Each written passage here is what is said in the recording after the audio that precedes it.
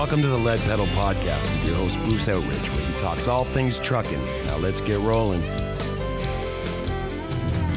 Hey everybody, how are we doing today? Welcome to another edition of the Lead Pedal Podcast. This is episode number 1071, and it's a Turnback Tuesday. You know what that means. All right, folks, turn back the clocks, clean up the spokes. This is another edition of Turnback Tuesdays with your host, Bruce Outridge. That's right. I'm your host. That's who I am. Anyway, today, our Turnback Tuesday. You know Peterbilts, and they've got 379s and 359s and 389s. When did all that start? When did it start, and what changed as it went along? We're going to explain that for you when we come back right after this, so stay tuned.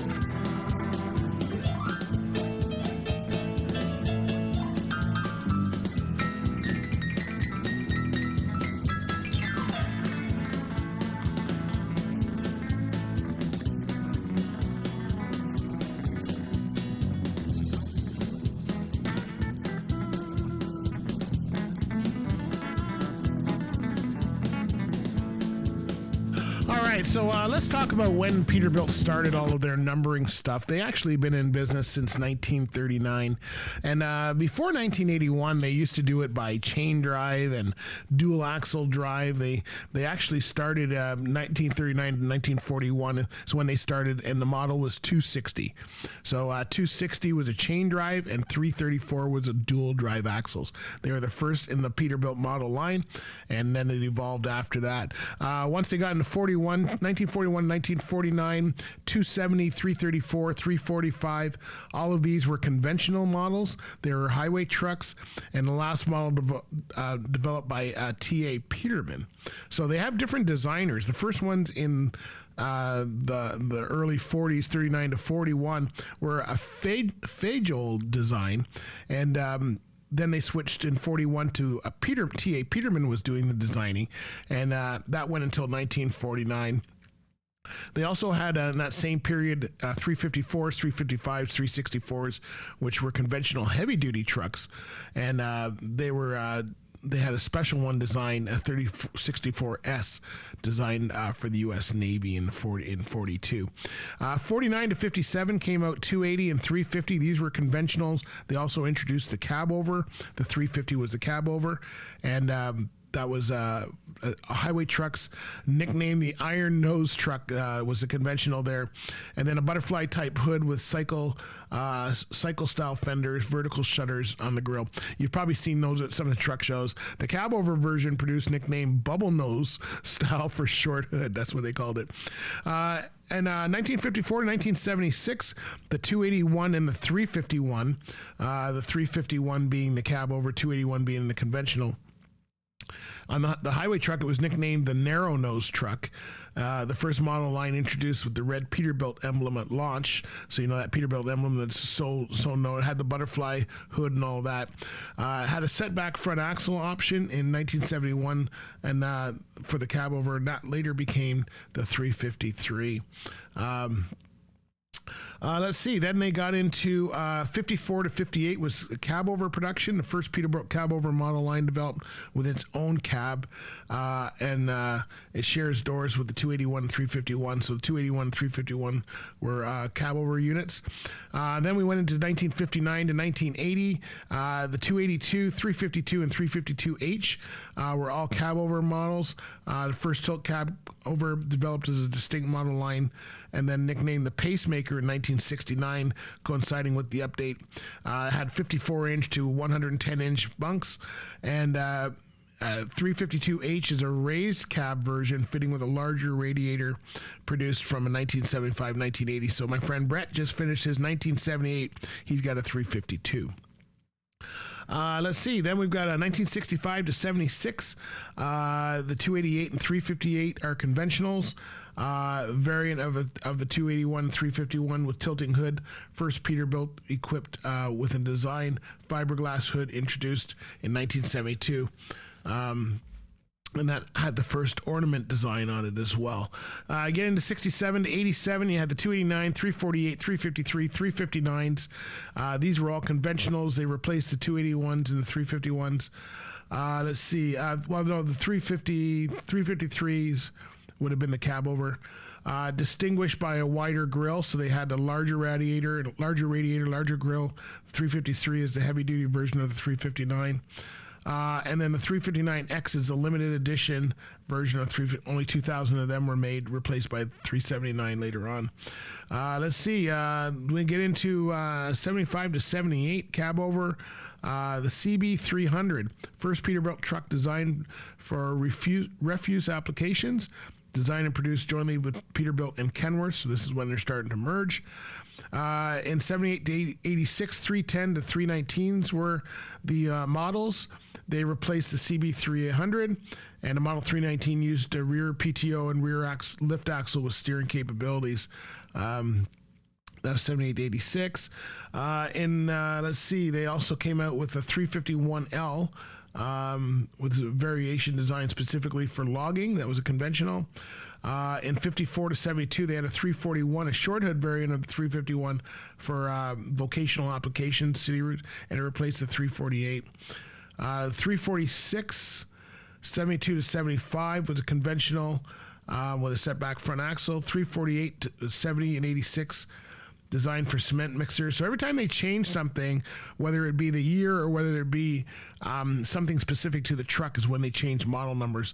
So they went to 353, 73 to 87 was 353 conventional. 381 was a 1975 conventional. This one came out with flat fenders, butterfly hood, lower narrow radiator. 383 conventional was 66 to 79. 387 conventional class 9, a severe service truck originally developed for coal transportation. 391 was a logging truck. So these were the ones that came out. In the 60s and 70s, they had 30 and 36-inch sleepers available. And then they went to the 40 and 60-inch size sleepers later on. In 78, they went to even bigger sleepers and designed the 63-inch sleeper. And it debuted in the 359. So that was all before 1980. So what happened after 1980? Okay, so let's see how things went from here. Let's see. They're not necessarily in order, I don't think. I'm looking at their Peterbilt thing here. All right, so basically in 1980 to 1987 was the light highway tractor. That was a 349, had a slightly sloped hood, wider grille, available with set front axle. 1987, they brought out a couple different versions called a Mid-Ranger 200, then a 210 in 1998, a 320, which is basically like a garbage truck, that came out in 87 to 2018. They did that.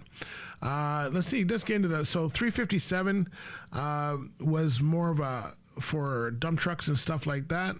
That came out in 1986. And of course, the 362 cab over came out 81 to 2005. It replaced the 352. Had that's the one that had the full length windshield on it, 54 to 110 inch bunk on it. Let's see. 362 introduced in 1999 with greater interior room, easier entry. Okay. All right. So then a 372 came out in 1988. That was the last of the Peterbilt cab over design. 375 was a first Peterbilt aerodynamic conventional, similar concept to the Kenworth T600. So this is 375 came out with with a day cab version, which started to get into slope nose. 377, first Peterbilt aerodynamic conventional. Starting to get into the slightly slope nose, incorporating headlights into the fenders. 378s replaced the Model 348. That was 86 2007. Mostly similar to a 379. A higher mounted cab added a sloped hood design to the model line.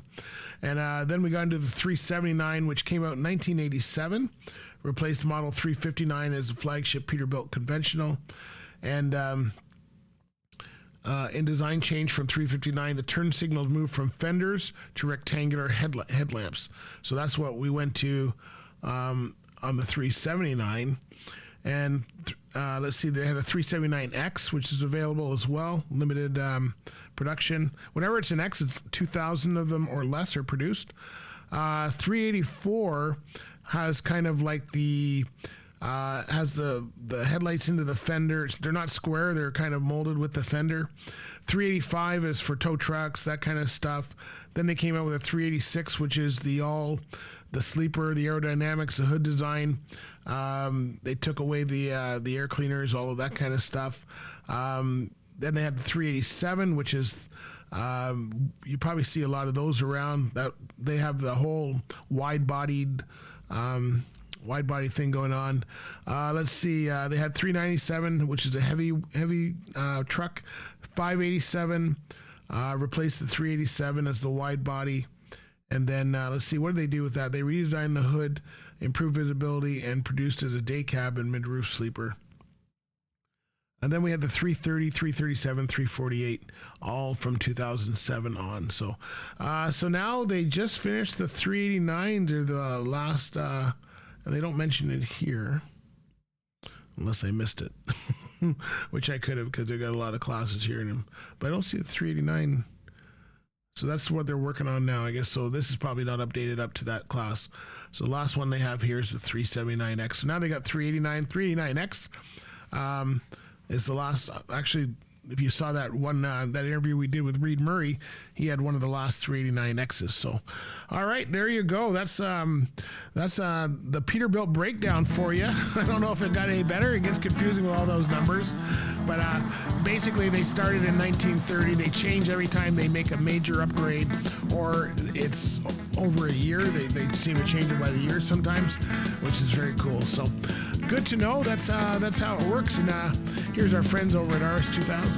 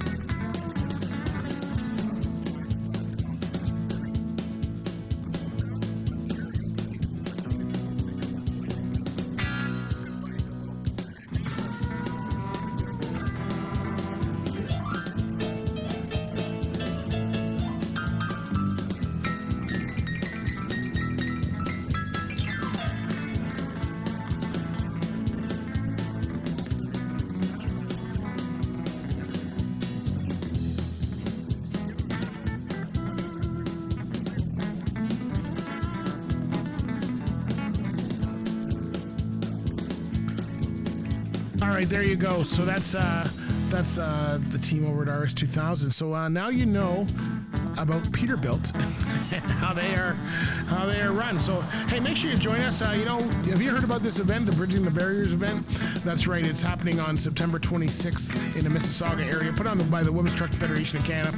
Great event, bringing women's issues and issues of trucking together in one room. You can learn all about it at WTFC.ca. We'll be there, so we'll be covering that event for you. Hey, follow us on our socials. We're on Instagram, Facebook, Twitter, LinkedIn, TikTok, Facebook, YouTube. Just keep searching Lead Pedal and you'll get us. All right, my friends.